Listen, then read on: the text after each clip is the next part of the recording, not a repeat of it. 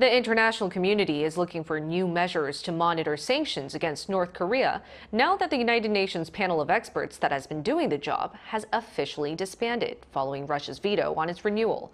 Our foreign affairs correspondent Bae Eun-ji explains more.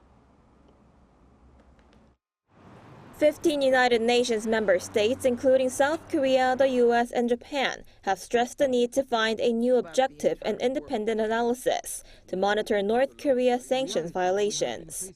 In a joint statement delivered by the U.S. ambassador to the United Nations, Linda Thomas-Greenfield, the countries said the elimination of a UN expert panel tasked with overseeing sanctions on the regime had made it harder for the UN to implement binding Security Council resolutions.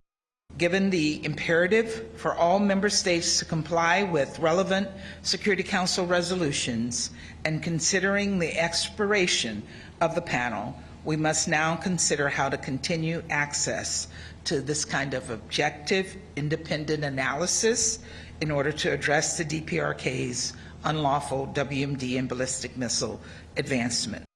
She added the countries look forward to working with all UN member states on the matter, while urging the North to abandon its weapons of mass destruction and ballistic missile programs.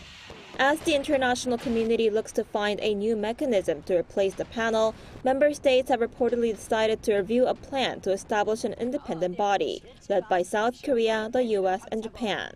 You have to do what you have to do, which is to inaugurate trilateral sanctions regime between the United States, South Korea, and Japan, and it's better than nothing. So I think it was a realistic option, and it all comes down to the matter of how three countries can really cooperate very closely to coordinate all these sanctions measures against North Korea. Since its creation in 2009, the so-called panel of experts has played a key role in seeking to enforce UN Security Council resolutions against North Korea. The 8-member panel has produced related reports twice a year, keeping the international community informed about the regime's nuclear missile activities.